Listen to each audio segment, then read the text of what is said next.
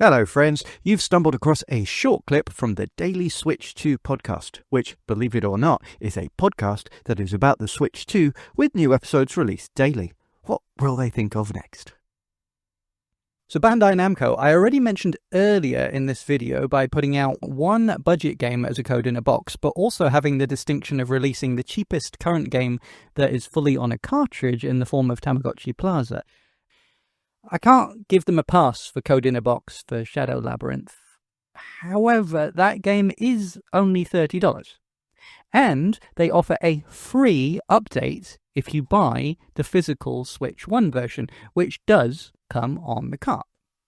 You see, that shows exactly the dilemma that I was talking about earlier, and as I mentioned in part 1, it's the very same problem that I'm facing with my own games as an indie developer.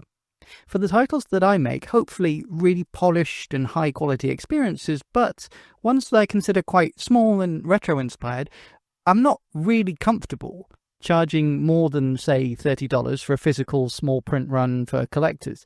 To me, that's the sweet spot, and it seems fair, following in the lead of games like Shredder's Revenge or Doki Doki Literature Club, that kind of thing. That price point is absolutely very possible when putting out a Switch 1 release. We've seen countless of them. But by the time you take into account the box, label printing, posting, import and export fees, warehouse stockages, retailers' commission, it's basically impossible to release a Switch 2 version for $30 using the $17 64GB cart. And even the slightly cheaper keycard is pushing whether you'd make any money on the sale. So, do I raise the price to $45 and charge the customers $15 more for Nintendo's mistake? I think people are a lot less likely to buy a small indie title for $45 than they are for, say, $30.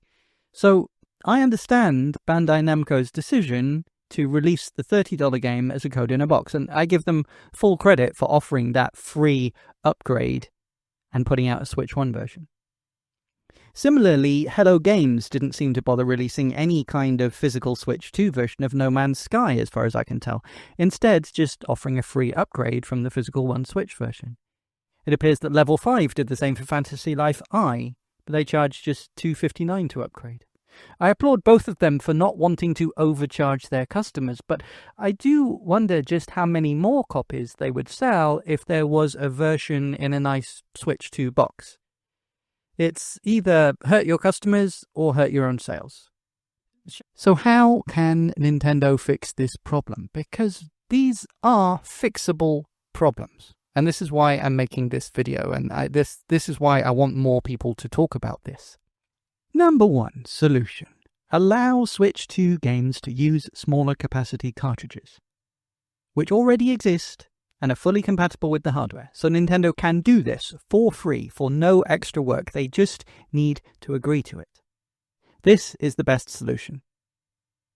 But if not, solution 2. Allow publishers to use Switch 2 style packaging and Switch 2 logos on the artwork, but include an actual Switch 1 version of the game inside, which is compatible with Switch 2 and includes a free upgrade.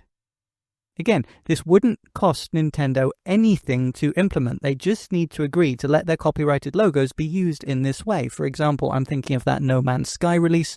You could just have the Switch 1 cart inside a box, but with the Switch 2 logos on the outside. Why not? And a bit of text that says this will run on Switch 1 and 2. This isn't such a crazy idea. Both Xbox and PlayStation have offered standardized packaging in the style of the modern consoles, but where the game will run on both current and last gen. It's an elegant solution that solves both issues. And as the Switch 2 boxes are the same size, we could even offer reversible sleeves so that collectors can decide if they want it to match either their Switch 1 or Switch 2 games. I'd love to do that.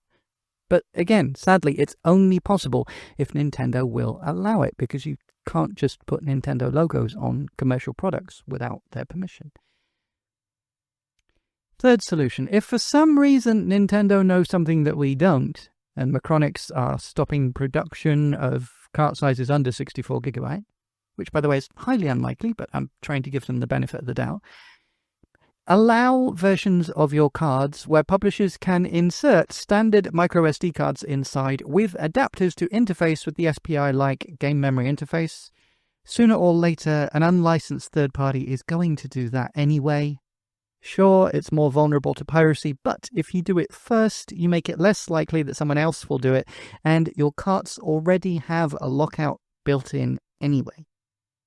There was a rumor going around before Switch 2's launch that you could release slower cartridges with the game on, but which would require installation on the hardware, like the PS5 and Xbox games do.